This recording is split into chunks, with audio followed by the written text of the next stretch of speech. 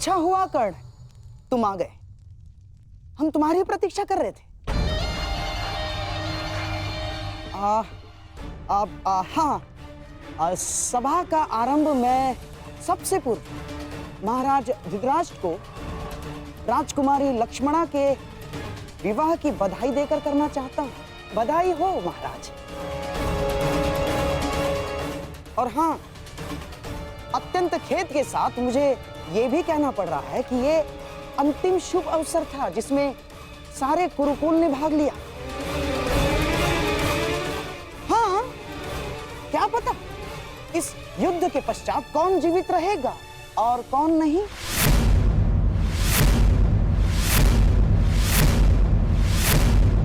स्पष्ट रूप से कहिए गंधाराज, आपका तात्पर्य क्या है?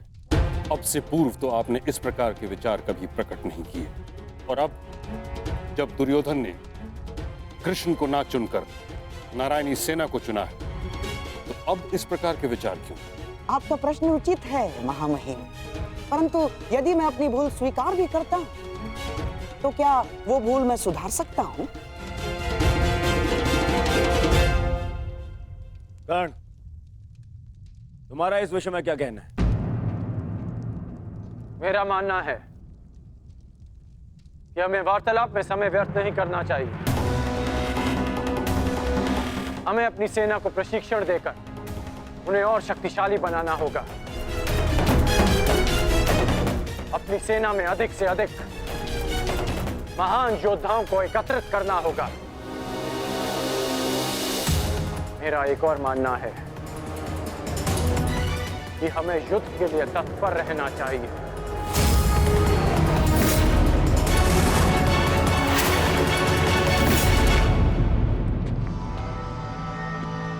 क्या तुम्हें भी यहाँ उपस्थित होने के लिए कहा गया? हाँ भ्राताश्री, मुझे प्रहरी ने निद्रा से उठाकर संदेश दिया कि हमें शीघ्र ही यहाँ उपस्थित होना है। परंतु क्यों और किसके आदेश पे? ये आदेश मैंने दिया है।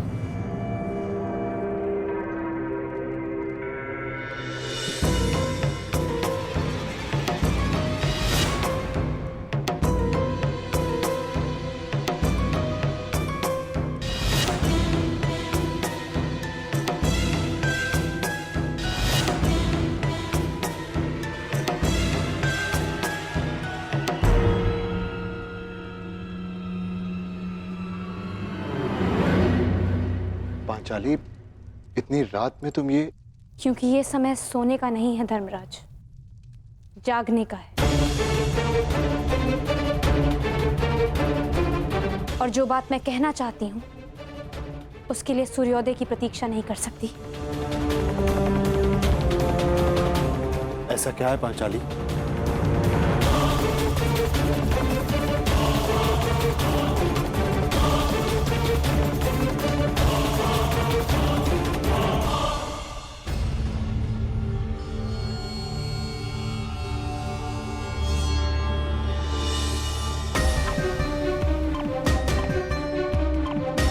पांचाली, ये तिथि कैसी?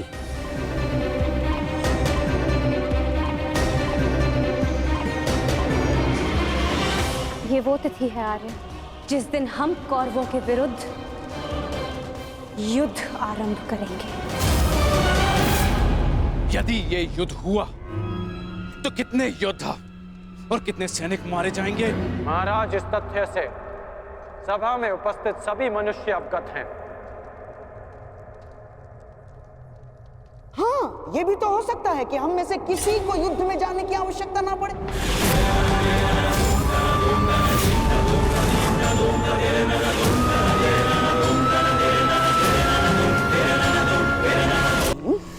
जैसे पुराणों में मैंने पढ़ा है कि स्वयं भगवान भी अपने शत्रुओं को एक अंतिम अवसर देते हैं, तो क्या हम अपने शत्रु को अंतिम अवसर नहीं दे सकते? दे सकते हैं ना महामहिम? गांधार राज, युद्ध होना निश्चित है और होकर ही रहेगा। और इसकी उल्टी गिनती प्रारंभ हो चुकी है।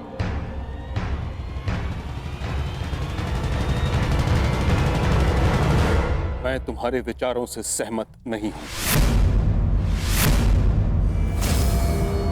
जितना असहमत मैं गंधार नरेश की सोच से हूं, उतना ही असहमत मैं इस निष्कर्ष से हूं। हर परिस्थिति में संधि युद्ध से श्रेष्ठ होती है। हमें पांडवों से संधि वार्ता कर लेनी चाहिए। युद्ध अभी प्रारंभ नहीं हुआ है महाराज, हम इसे रोकने का प्रयास कर रहे हैं। हमें पांडवों से शांति वार्ता करनी चाहिए। मैं जानता हूं कि आप भी ये युद्ध रोकना चाहते हैं, हम भी नहीं चाहते कि ये युद्ध हो। हमारा प्रयास है कि हस्तिनापुर के मस्तक पर इस महाविनाशी युद्ध का कलंक न लगे। ठीक है ताक्षरी, यदि यह हस्तिनापुर के भविष्य का प्रश्न है तो हम अपने दूत को पांडवों के समक्ष भेजने की आज्ञा देते हैं। हमें उन तक संदेश देना है कि हस्तिनापुर भी इस युद्ध के विरुद्ध है। और युद्ध के अंतिम दिन मैं अपने अपमान का प्रतिशोध लूंगी।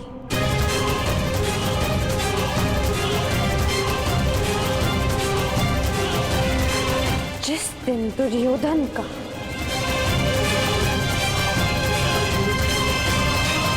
अंत होगा।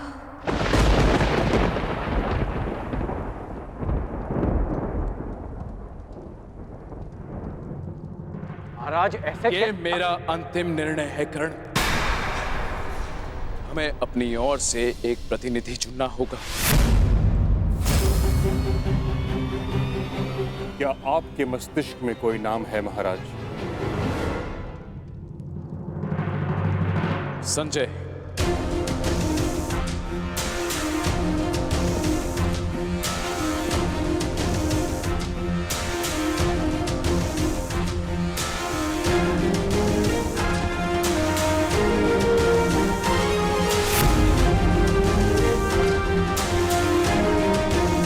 प्रणिपात महाराज।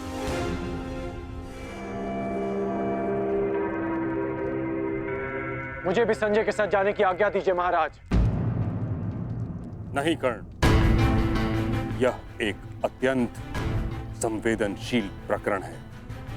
हमें योद्धा नहीं, नीति परख मनुष्य चाहिए।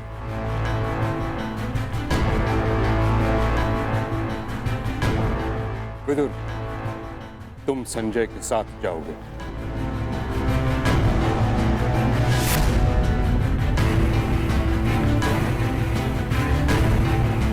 तो ठीक है, विदुर और संजय दोनों हस्तिनापुर की ओर से शांति प्रस्ताव लेकर जाएंगे। ये एक पारिवारिक प्रकरण है और हम नहीं चाहते कि परिजन ही परिजनों का रक्त बहाए। उचित है पांचाली, उचित है। अब ये युद्ध तुम्हारे बताए हुए दिन ही आरंभ होगा।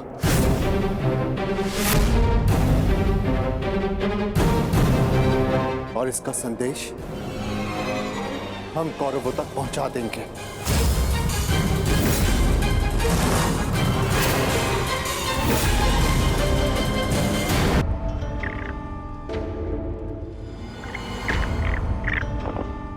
अपने खेल पर ध्यान रखो दुर्योधन, नहीं तो तुम मुझे परास्त नहीं कर पाओगे।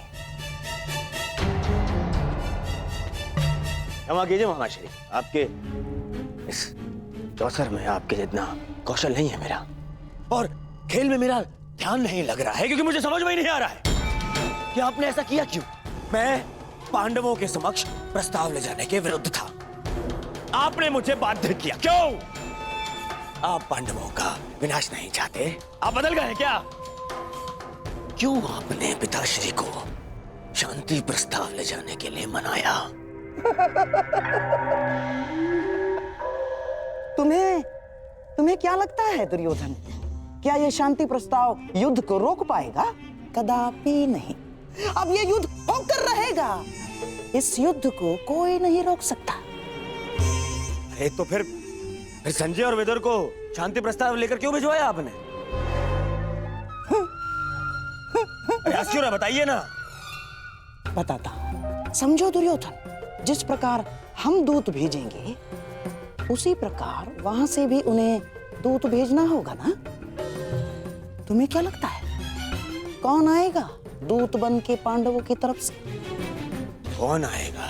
वही जो दर्शाता तो यही कि उसका किसी भी निजी प्रकरण से कोई संबंध नहीं, परंतु जो हर प्रकरण में बीच में घुस आता है, जो मेरे हर छल को अपनी बुद्धि के बल से असफल कर देता है, वो जिसकी मनोहर बातों का व्यू गुरु द्रोणाचार्य के चक्रव्यूह से भी अधिक शक्तिशाली है, वो जो हस्तिनापुर के सिंहासन पर तुम्हें नहीं उन पांडवों को बिठाना चाहता है।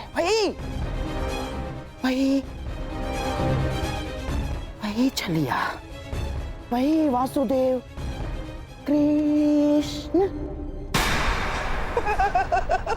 ये तो उसमें हंसने वाली क्या बात है? उसका क्या? बताता हूं।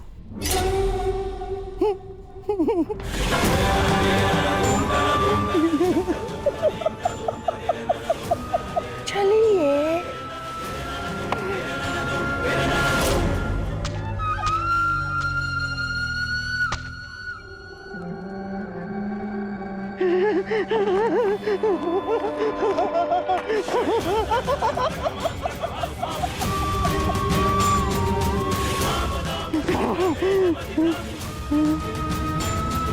कृष्ण यहाँ आएगा तो अवश्य, परंतु यहाँ नहीं पाएगा।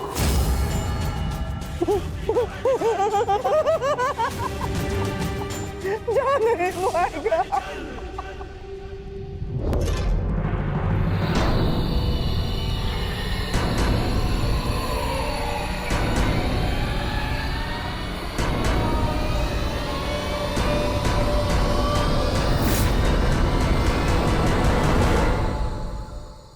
आपका क्या मत है वासुदेव? मैं इस प्रकरण में सम्मिलित ही नहीं हूं संजय महोदय, इसलिए इसका निर्णय भी युधिष्ठिर और दुर्योधन पर निर्भर करता है। परंतु मेरा यह कर्तव्य है कि मैं आप लोगों के विचारों को जानूं, क्योंकि शांति प्रस्ताव के लिए आप सबके समक्ष मुझे भेजा गया है, और मैं ये आशा करता हूं कि धर्मराज भी शांतिपूर्वक इस प्रस्ताव पर विचार करेंगे। वो तो इस पर निर्भर करता है कि आपके युवराज का क्या विचार है। मैं केवल महाराज धृतराष्ट्र का संदेश लेकर आया हूं वासुदेव। युवराज दुर्योधन के विचार मैं नहीं जानता, क्योंकि मेरे पास दिव्य दृष्टि नहीं है। किसे ज्ञात संजय महोदय, किसी दिन आपको दिव्य दृष्टि मिल जाए और आप वो देख पाए जो सबके लिए संभव ना हो।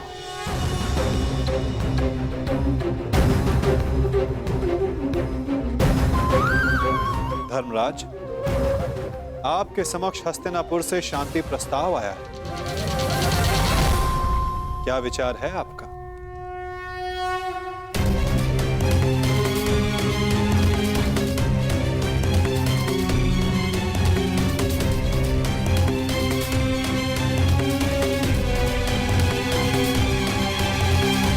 यदि हस्तिनापुर शांति चाहता है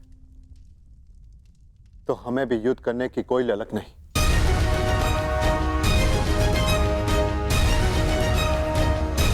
जब पितामह ने पहल की तो उनके निर्णय का मैं सम्मान करूंगा, परंतु ये युद्ध केवल मेरा नहीं, मेरे अनुजों का भी है और पांचाली का भी, इसलिए उनका मत जानना भी अत्यंत आवश्यक है। हमें ज्ञात है कि अवश्य ही तुम सबके हित की सोचोगे युधिष्ठिर, इसलिए हम सबको सबसे अधिक आशा तुमसे ही है। मुझे विश्वास है प्रतिकार और प्रतिघात के स्थान पर तुम शांति को महत्व दो। जहां तक शेष पांडवों का प्रश्न है, मुझे विश्वास है कि ये सब तुम्हारे निर्णय का सम्मान करेंगे।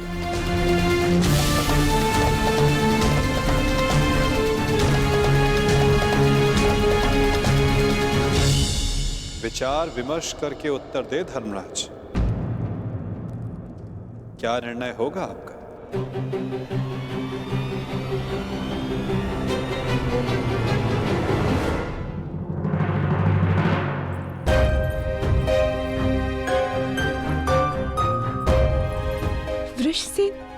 अरे लक्ष्मणा, कैसी हो? मैं ठीक हूँ, परंतु तुम्हें यहाँ देख के आश्चर्य हुआ। तुम यहाँ कैसे? वो मैं शाम से मिलने आया था। हाँ, परंतु कुमार शाम से पहले मैं तुमसे मिलना चाहती थी। परंतु क्यों? क्योंकि अब केवल तुम ही अपने मित्र को इतनी बड़ी भूल करने से रोक सकते हो। सांब युद्ध में न केवल अपने पिता के विरुद्ध खड़े हो रहे हैं, अपितु वो स्वयं हस्तिनापुर की ओर से नारायणी सेना का नेतृत्व कर रहे हैं। परंतु अभी भी कुछ नहीं बिगड़ा है वृषसेन। सांब तुम्हारा मित्र है, उसे समझाओ, वो तुम्हारी बात कभी नहीं टालेगा। क्षमा चाहता हूँ लक्ष्मणा। देखो, मैंने सदैव मित्र बनकर तुम्हारी सहायता की है, तुम्हारा पक्ष लिया है, परंतु आज मैं सांब का पक्ष लूंगा। वृषसेन? हाँ लक्ष्मण, मैं ये बहुत पहले ही निर्णय ले चुका हूं कि सांब जिस भी पक्ष में होगा, मैं सदैव उसी का साथ दूंगा।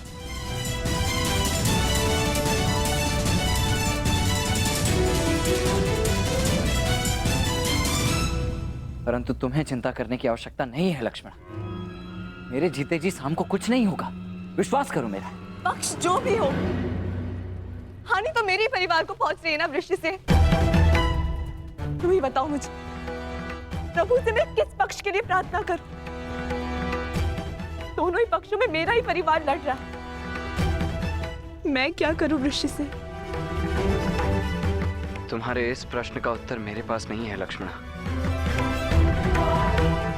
मैं तो ये भी नहीं कह सकता कि मैं तुम्हारी इस असमंजस से भरी परिस्थिति को समझ सकता हूँ। तुम इस युद्ध में भाग क्यों ले रहे हो वृषसेन? तुम्हारा तो पांडवों से कोई संबंध नहीं है, तो तुम अपने पिता के साथ इस युद्ध में क्यों भाग ले रहे हो? केवल इसीलिए? केवल इसीलिए लक्ष्मणा, क्योंकि सांब कौरवों के पक्ष में, और इससे अधिक मेरे लिए कुछ महत्वपूर्ण नहीं। वृषसेन, तुम्हें भान है तुम कितनी बड़ी भूल कर रहे हो? नहीं भान है तुम्हें। यदि भान होता तो इस युद्ध में भाग लेने के बजाय उसे रोकने का प्रयत्न कर रहे होते तुम। मैं तुम्हारे समक्ष बहुत सी उम्मीदें लेकर आई थी वृषसेन, परंतु प्रतीत होता है कि मेरी भूल थी। अपना ख्याल रखना वृषसेन।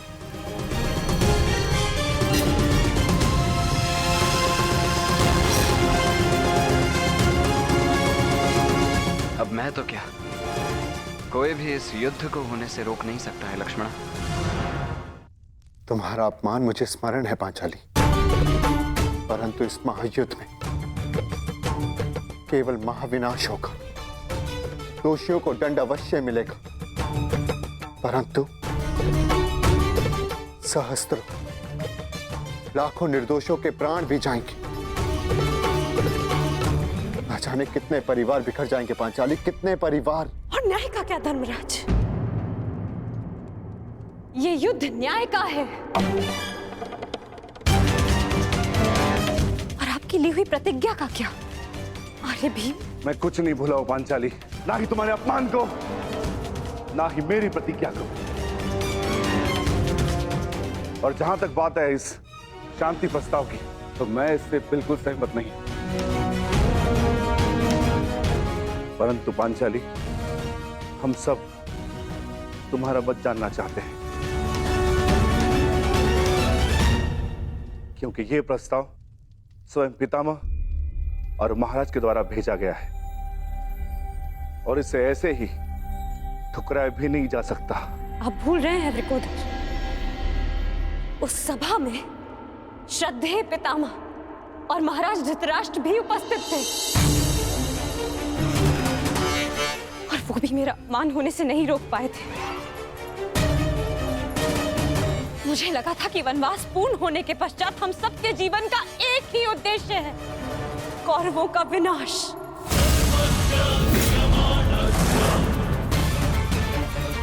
परंतु अब मुझे ऐसा प्रतीत होता है कि आप सबके लिए केवल प्रस्ताव ही महत्वपूर्ण है। एक प्रस्ताव पर आपने अपना सब कुछ खो दिया और आज एक दूसरे प्रस्ताव में आप सब कुछ भुला दिया जो हमने खोया था। क्या एक शांति प्रस्ताव कौरवों के दिए गए वर्षों पुराने घावों को भर सकता है? आप सबके दिए गए वचनों को भुला सकता है? यज्ञसेन, यदि तुम चाहो तो इस संधि को ठुकरा सकती हो।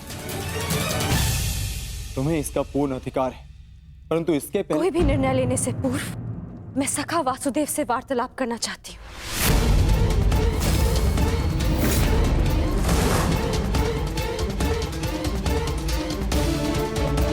क्या हुआ?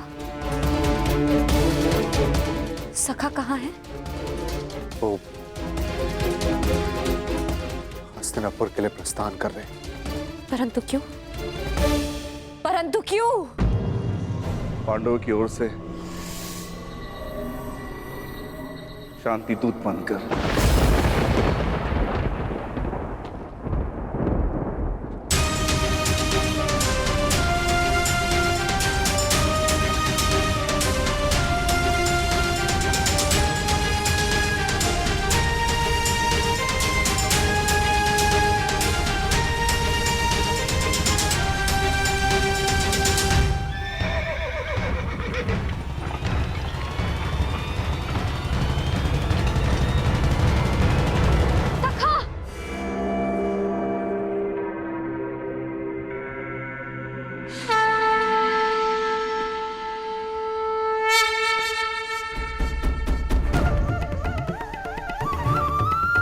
क्रोधित हो अपने सखा से?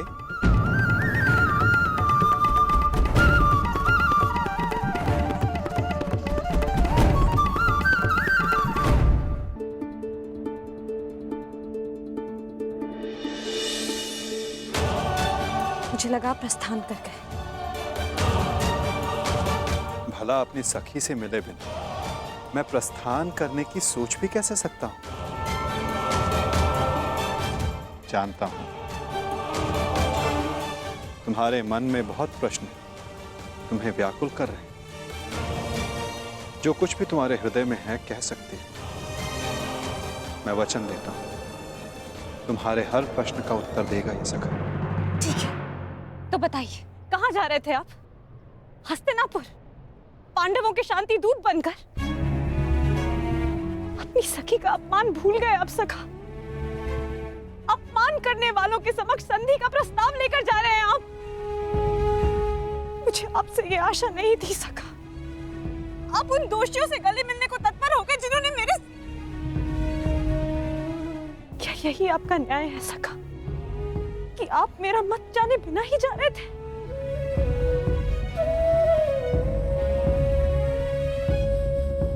नहीं सखी, ऐसा नहीं। मैं भली भांति जानता हूं कि तुम्हारा मत क्या है और मैं तुम्हें वचन देता हूं कि तुम्हारा मत और मंतव्य दोनों ही पूर्ण होगा सखी। और इसीलिए मैं हस्तिनापुर जा रहा हूं। जो कह रहे हैं मुझे समझ नहीं आ रहा है सखा। मैं शांति दूत बनकर इसलिए जा रहा हूं सखी क्योंकि पहले संदेश हस्तिनापुर से आया है, परंतु अभी शांति प्रस्ताव स्वीकार नहीं हुआ है। मैं इसलिए जा रहा हूं ताकि कोई ये ना कह सके कि शांति प्रस्ताव होते हुए भी पांडवों ने आक्रमण किया, या फिर शांति प्रस्ताव का उत्तर नहीं दिया। मैं आपके इस उत्तर से संतुष्ट नहीं हो सका।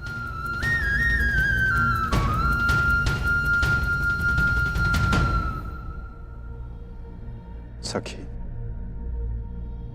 मैंने तुम्हें यह कहा था कि मैं तुम्हारे प्रश्नों का उत्तर दूंगा, परंतु संतुष्ट होना या ना होना ये तुम पर निर्भर करता है सखी। अब मुझे हस्तिनापुर जाने की आज्ञा दो।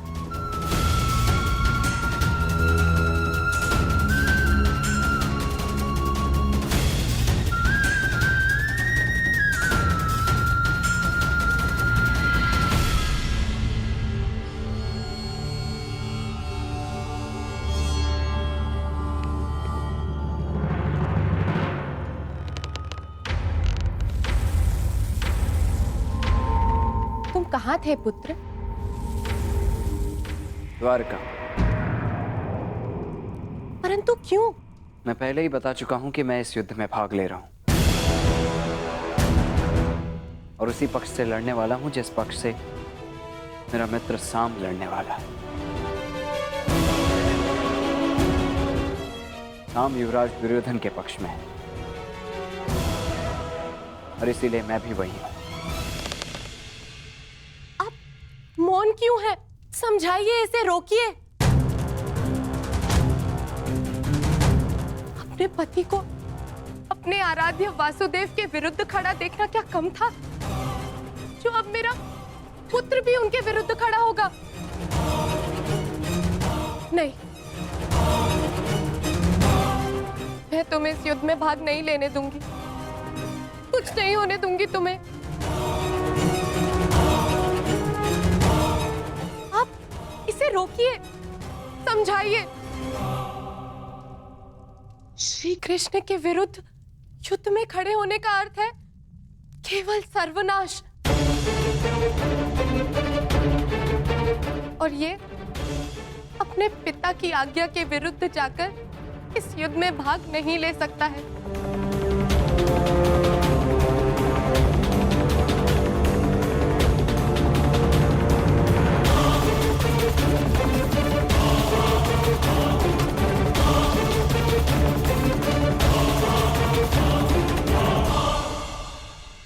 जब तुमने मुझ पर बाण छोड़ा तो तुमने मेरे सीने को लक्ष्य बनाया था, परंतु तुम्हारा लक्ष्य थोड़ा चूक गया। उसमें तुम्हारी भूल नहीं थी, उसका कारण तुम्हारा धनुष था।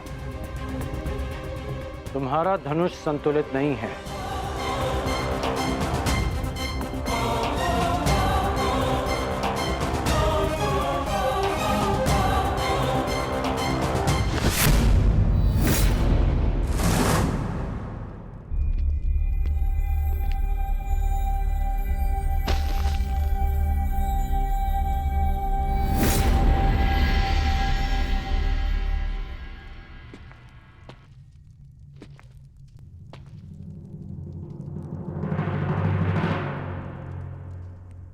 ये बिल्कुल संतुलित धनुष है, इसे मैंने अपने हाथों से बनाया है।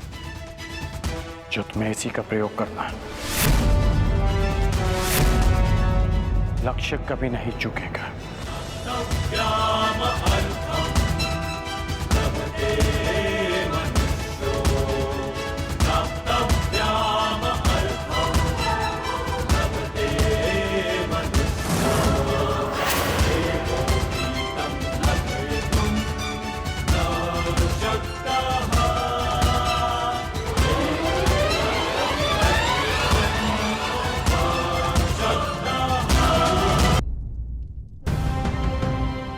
मैं हस्तिनापुर की ओर प्रस्थान कर रहा हूं। मेरे वापस लौटते ही तुम्हारा प्रशिक्षण प्रारंभ हो जाएगा।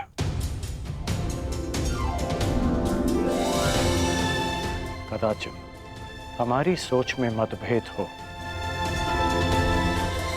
परंतु हमारे पक्ष में कोई मतभेद नहीं।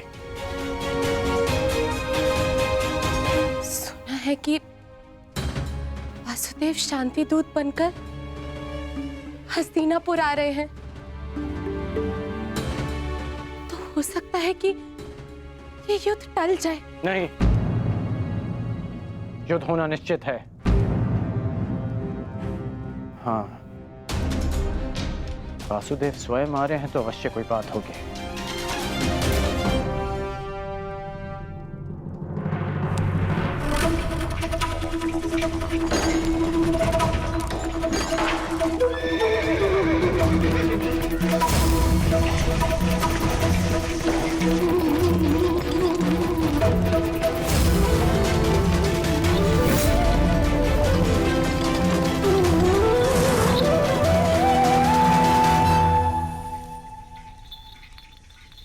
देख रहे हो दुर्योधन, ये कोई साधारण धातु नहीं है, बहुत विशेष धातु है ये, जिसका आविष्कार असुरों ने किया था देवों को बांधने के लिए।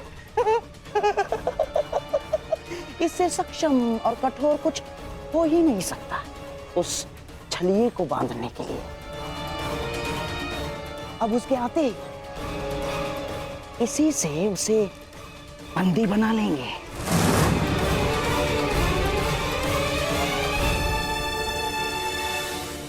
बहुत अच्छे मामा श्री, सबसे कठोर धातु की श्रृंखला। हाँ?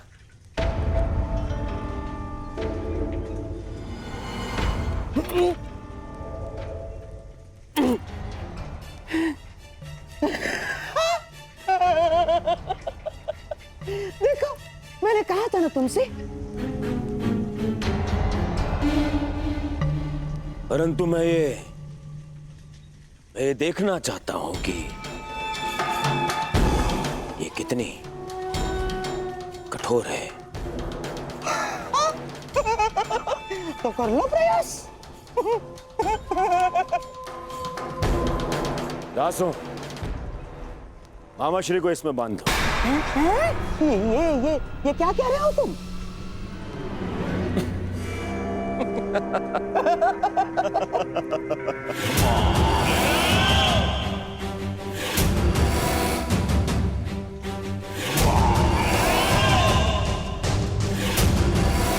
मुझे इस श्रृंखला से बांध दिया जाए। बांधो! अरे बांधो बांधो।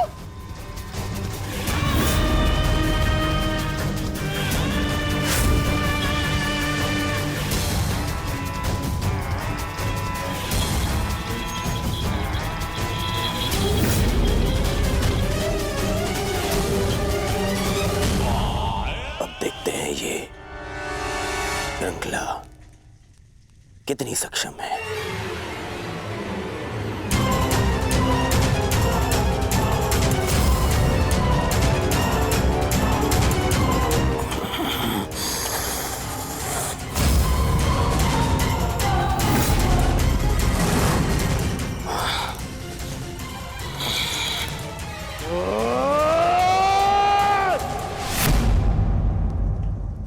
अद्भुत, निसंदेह ये अद्भुत है। अब हुआ पूर्ण प्रबंध उस वासुदेव के स्वागत का।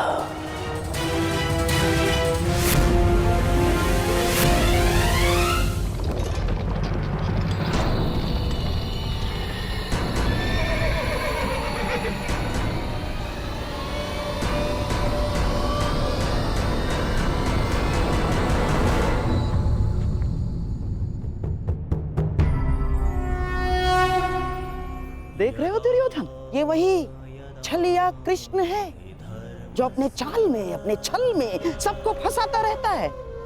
ग्लानिर्भवति भारत। आज ये स्वयं मेरे रचाए चक्रव्यूह में फंसने आ गया।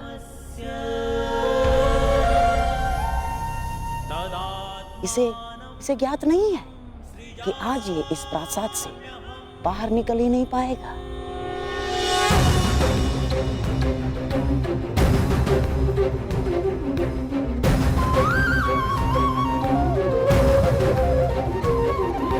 यदा यदा हि धर्मस्य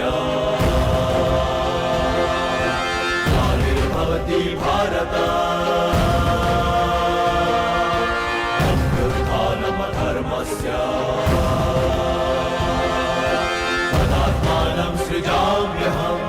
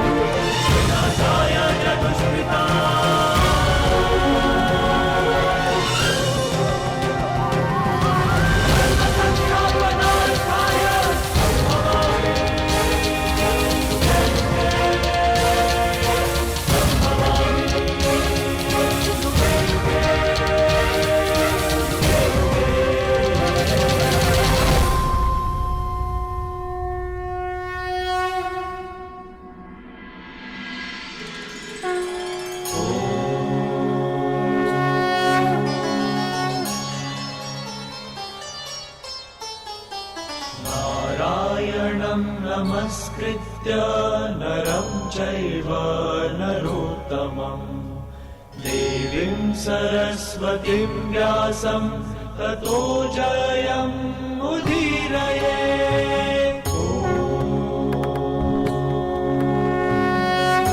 प्रणिपात हस्तिनापुर नरेश। कल्याण हो वासुदेव। प्रणिपात गंगापुत्र। कल्याण हो वासुदेव।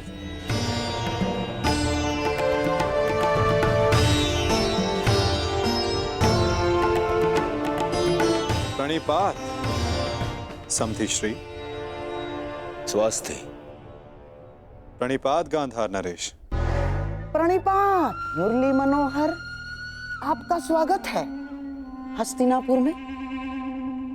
प्रणिपात वासुदेव, मैं समस्त हस्तिनापुर की ओर से आपका आभारी हूं कि आपने शांति प्रस्ताव को एक अवसर दिया और हस्तिनापुर आए। अवसर तो धर्मराज ने दिया है महात्मा विदुर, अपने बड़ों के प्रस्ताव को आदर देकर।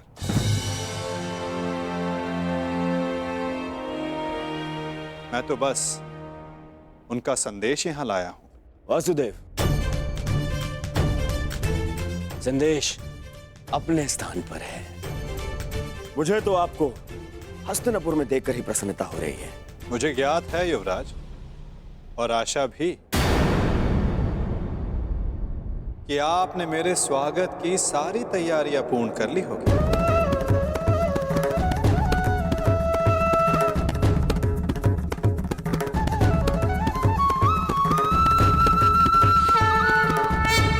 तैयारियां पूर्ण कर ली होगी। अवश्य। आप मेरे समधी जो हैं। चलिए, आइए मेरे कक्ष में चलते हैं। मेरे कक्ष में चल के आदर सत्कार ग्रहण कीजिए। आपके मुख से ऐसे वचन सुनकर संतोष हुआ युवराज, और अधिक प्रसन्नता इस बात की हुई है कि आपने मुझे शांति दूत के रूप में स्वीकार किया। ये शांति प्रस्ताव के बारे में हम कल बात करेंगे। आप यात्रा से आए हैं, विश्राम करें, थकान दूर करें। आइए। क्यों नहीं युवराज, अवश्य।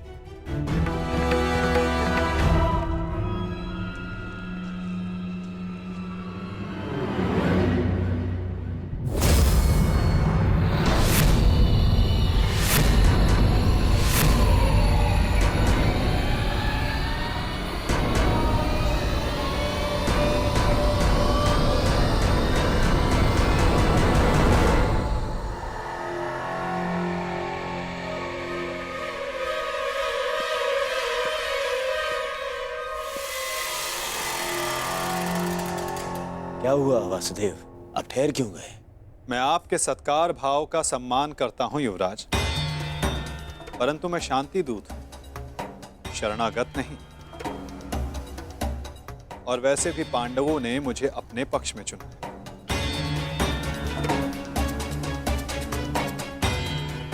और नीति अनुसार एक दूत आतिथ्य तब तक ग्रहण नहीं कर सकता जब तक उसका कार्य पूर्ण ना हो जाए। इसलिए क्षमा कीजिएगा मुझे, मैं आपका सत्कार ग्रहण नहीं कर सकता।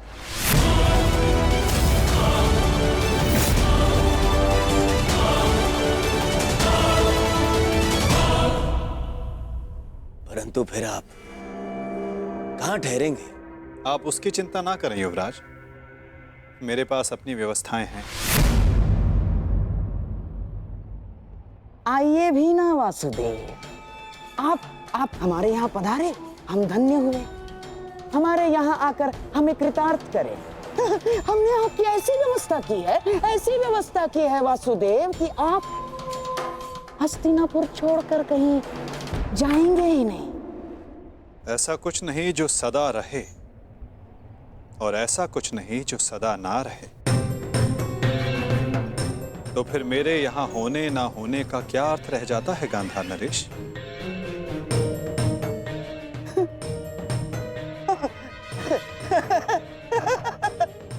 वासुदेव, आपके कहने का तात्पर्य कुछ पकड़ में नहीं आया। यदि सागर में अपना हाथ डालोगे तो ऐसा अनुभव होगा कि संपूर्ण सागर तुम्हारा है गांधार राज। और यदि उसी सागर को मुट्ठी में बंद करने का प्रयास करोगे तो कुछ नहीं पाओगे। हाँ, यह अवश्य हो सकता है कि उसमें डूब जाए। प्रणिपात।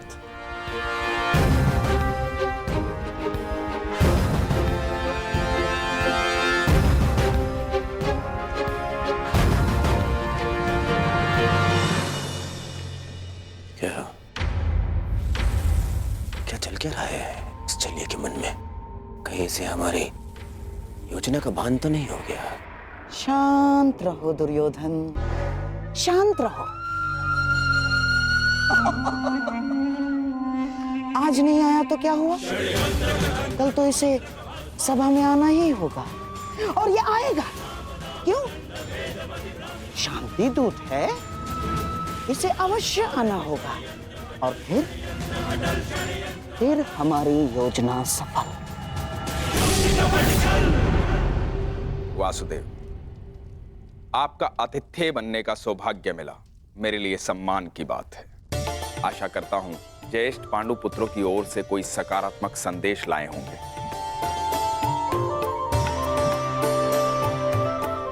संदेश तो मैं लाया हूं महात्मा विदुर, परंतु वो संदेश मैं कल सभा में सबके समक्ष रखूंगा।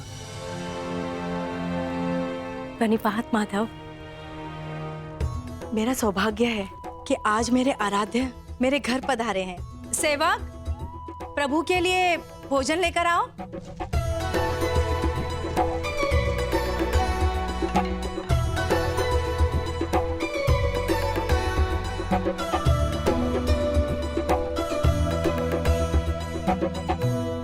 भोग लगाइए प्रभु।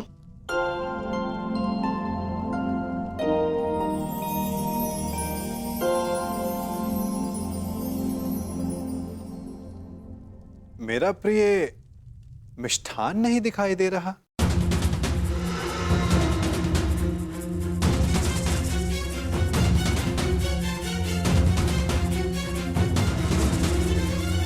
आपको मिष्ठान बहुत प्रिय है वासुदेव, परंतु जब से कुलवधू का राजसभा में अपमान हुआ, हमने मिष्ठान त्याग दिया।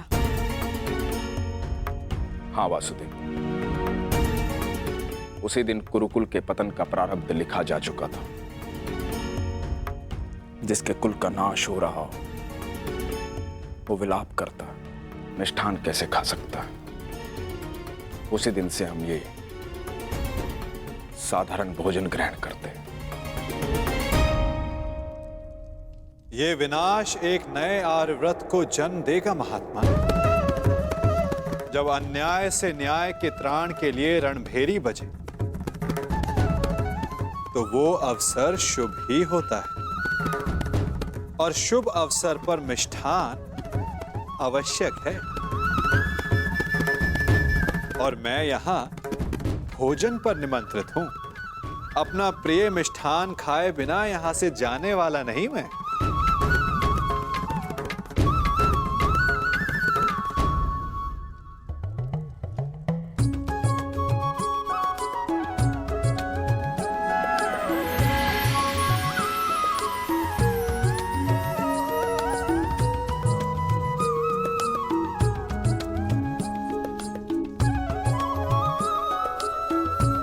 आइए, मिष्ठान ग्रहण कीजिए। वाह काका श्री वाह!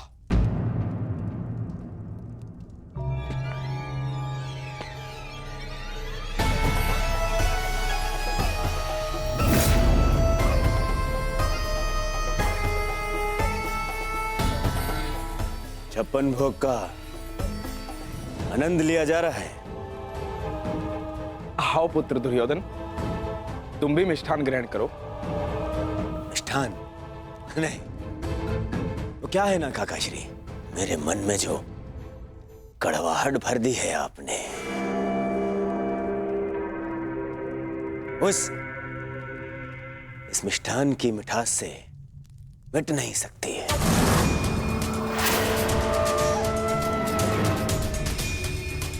कितने कितने दोगले हैं आप। मन में कुछ और रखते हैं और वाणी में कुछ और। तुम क्या कह रहे हो? मैं समझ नहीं पा रहा हूं। परंतु मुझे समझ में आ रहा है। मैं समझ गया हूं कि आप इतने वर्षों से क्या करना चाहते हैं। आप मुझे नीचा दिखाना चाहते हैं।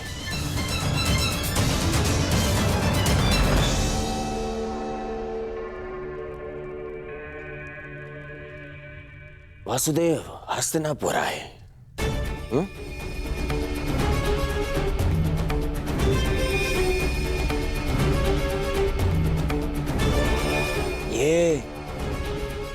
ये मेरे संबंधी हैं। और इन्होंने अपनी सेना की शक्ति भी मुझे दी है। तो दोनों ही नाते से इनका सम्मान सत्कार करने का अधिकार पहले मेरा है। परंतु आपने क्या किया? आप उन्हें यहां ले आए ताकि आप अपने स्वार्थ और षड्यंत्र को पूर्ण कर सके। परंतु वासुदेव को निमंत्रित करने में मेरा क्या स्वार्थ है दुर्योधन? अरे स्वार्थ है काका श्री।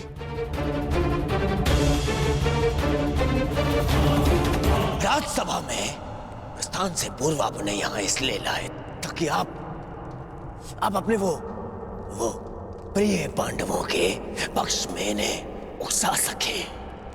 स्वार्थ है।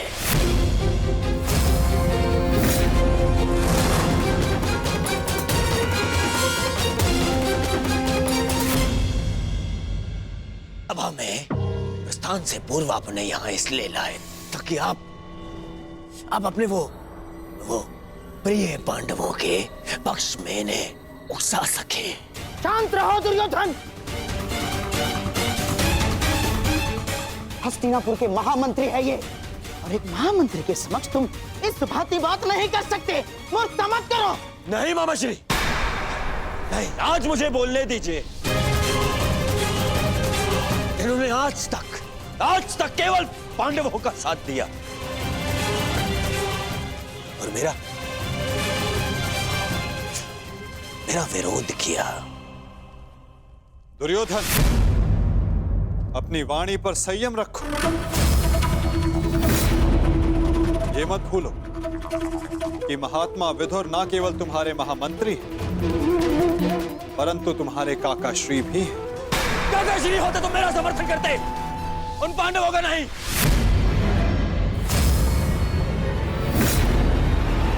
ये केवल एक कृतज्ञ षड्यंत्रकारी है और कुछ नहीं।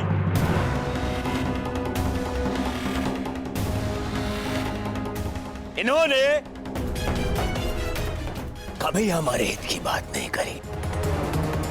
ना ये तब चाहते थे कि मेरे पिता राजा बने, और ना ये आप चाहते हैं कि मैं सिंहासन पर बैठूं। बहुत बुरी बात है काका श्री, हमारा अन्न खाके उन पांडवों का पक्ष लेते हैं आप। भाग्य है कि ये मेरे पिता के आधे भाई हैं, अन्यथा राजद्रोही घोषित करके इस दासी पुत्र को दंड देता मैं। दुर्योधन!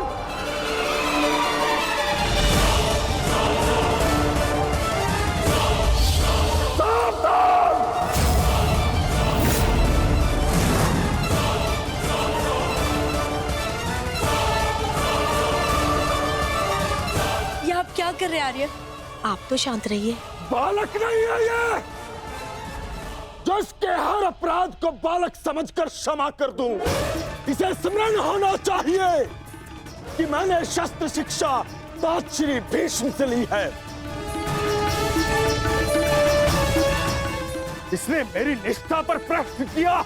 आज जिस प्रकार के शब्दों का प्रयोग इसने किया है, इसे हस्तिनापुर से निष्कासित कर देना चाहिए। निष्कासित तो मुझे आपको कर देना चाहिए। अपनी सीमा का उल्लंघन मत कर दुर्योधन।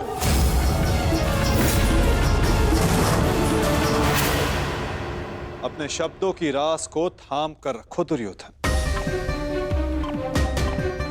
ये मत भूलो कि महात्मा विदुर हस्तिनापुर के महामंत्री और हस्तिनापुर के रणनीतिकार भी।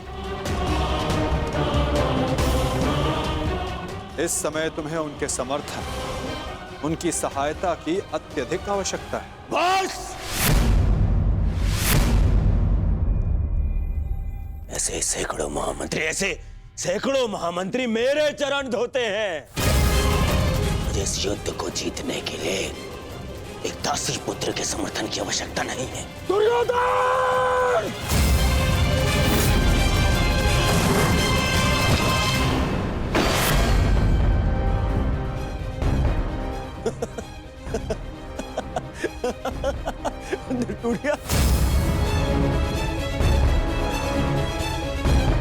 इस धनुष के साथ तुम्हारे प्रति मेरा समर्थन भी टूट गया है। अब ना तो तुम मेरे शस्त्र उपयोग कर पाओगे और ना ही मेरी नीति। मैं स्वयं अपनी बुद्धि और शक्ति को इस युद्ध से अलग करता हूं।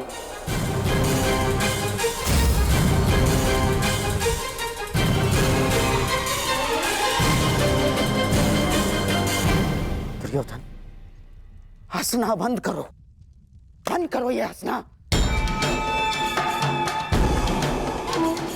धर्मात्मा, देखिए, क्षमा कर दीजिए इसे।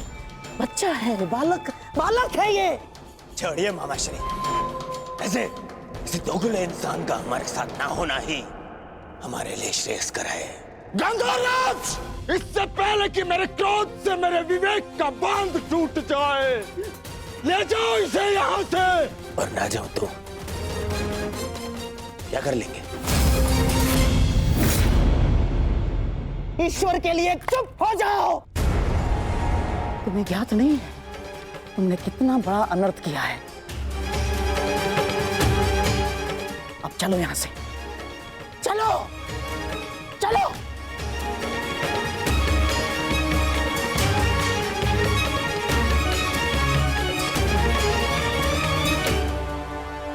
धनुष ना टूटता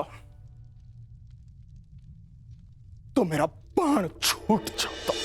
मेरे भ्राता धृतराष्ट्र को पुत्र हानि होती। मैं आज भी यही कामना करता हूं कि यदि ये युद्ध हो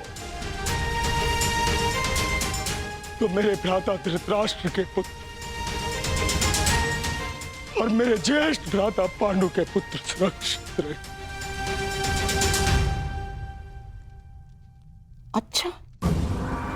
अच्छा खेल खेला आपने वासुदेव।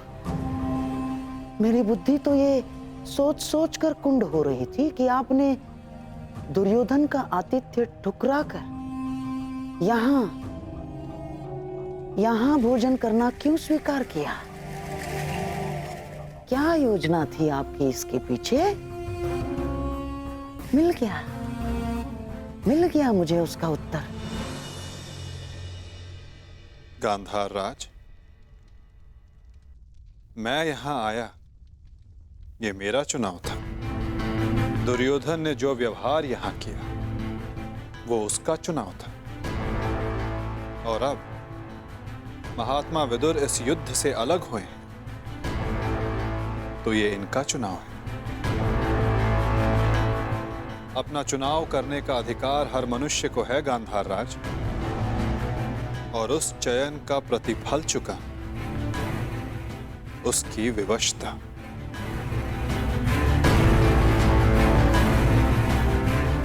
प्रणिपात।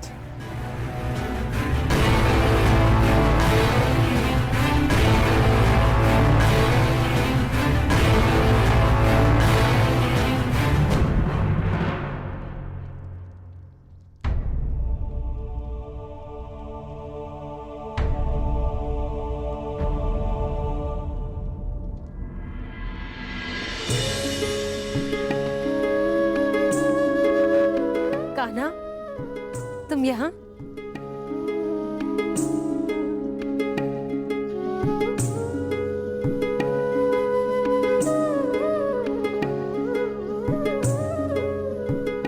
सोचा कि अपनी बुआ को बता दूं कि भूखे पेट शयन करने से बुरे स्वप्न आते हैं। मेरी निद्रा और भूख तो तभी उड़ गई थी जब युद्ध की घोषणा हुई थी। कृष्ण,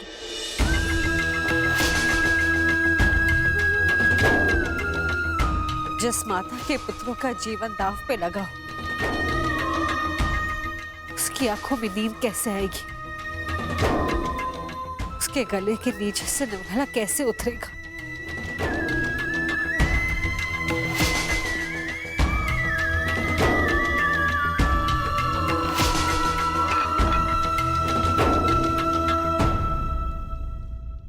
बुआ, बैठो। मैं तो यहाँ इसलिए आया था कि अपनी बुआ के साथ भोजन का आनंद उठा सकूं, परंतु मेरी बुआ इतनी व्याकुल, इतनी निराश है। यदि आपको मुझ पर विश्वास है कि मैं आपके पुत्रों की रक्षा करने में सक्षम हूं, तो क्या आप फिर भी भोजन नहीं करेंगी? तुम्हारी बात कोई चाह के भी कैसे टाल सकता है? तो फिर पहले आप भोजन कीजिए।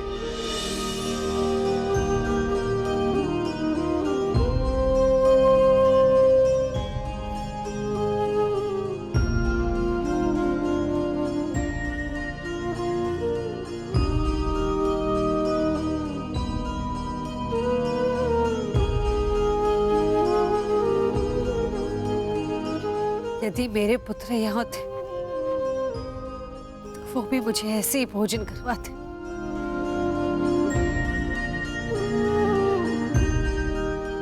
धन्यवाद कृष्ण, जो तुम यहाँ पर आकर मेरे पुत्रों के स्थान पर खड़े हुए और प्रकृति विकट परिस्थिति में मेरे पुत्रों का मार्गदर्शन करने के लिए।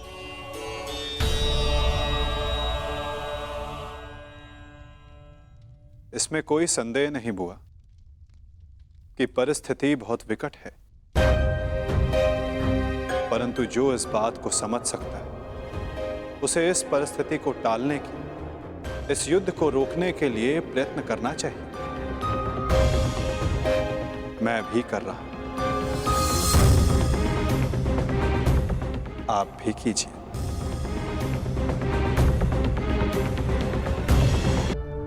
मैं क्या कर सकती हूँ?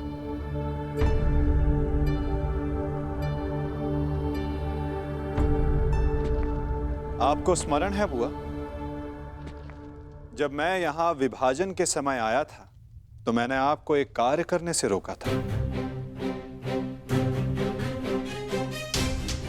अभी उचित समय नहीं है बुआ, सत्य सम्मुख आएगा बुआ, परंतु उचित समय, उचित स्थान पर।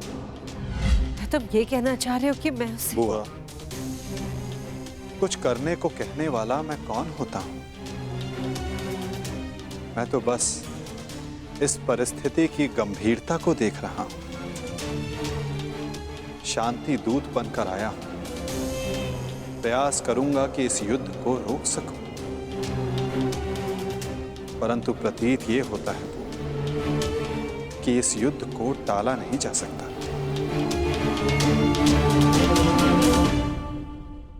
मुझे भी उसी दिन का भय है कृष्ण, जब मेरे दोनों पुत्र एक दूसरे के समक्ष अस्त्र दान कर एक दूसरे का रथ मारने के लिए प्रस्तुत होंगे, परंतु इसे रोका कैसे जा सकता है? संदेह तो है बुआ, परंतु यदि आपके 6 पुत्र एक ही पक्ष में हो तो कदाचित युद्ध का प्रश्न ही ना उठे।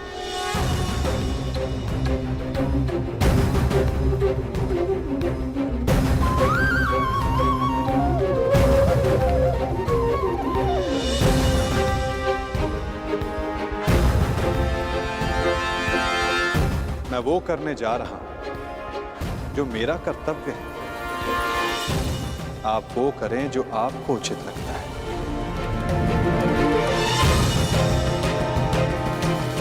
आज्ञा दें। प्रणिपात।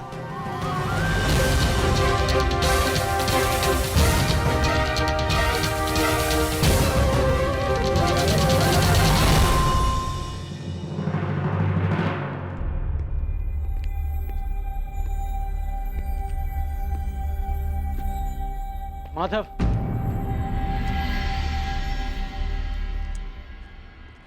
मित्र,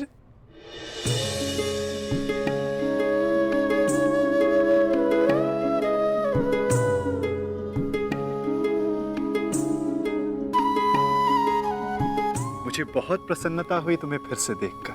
कहाँ थे तुम? मेरे स्वागत के लिए नहीं आए? क्योंकि मुझे नहीं लगता कि यहाँ आपको स्वागत देने के लिए बुलाया गया है। मैं तुम्हारा तात्पर्य समझा नहीं मित्र। आप सब जानते हैं फिर भी अनजान बन रहे हैं। आप गांधार नरेश को मुझसे अधिक समझते हैं। ये स्वागत प्रारंभ है, इसके बाद अपमान होगा और हो सकता है कि कोई जाल भी रचा हो। यदि जाल होगा तो मुझे पूर्ण विश्वास है कि मेरा धनुर्धारी मित्र उस जाल को अपने बाणों से काट देगा।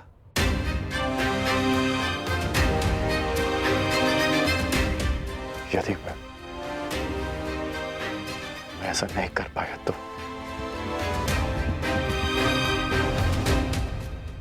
तो मैं स्वयं उसका त्राण करूंगा मित्र। हाँ, आप हम सबसे भिन्न हैं, अधिक सक्षम हैं, अधिक शक्तिशाली हैं, किंतु आप भी तो मानव का ही रूप है ना, और मानव सब कुछ नहीं जानता। अन्यथा आज आप दुर्योधन की सभा में नहीं आते।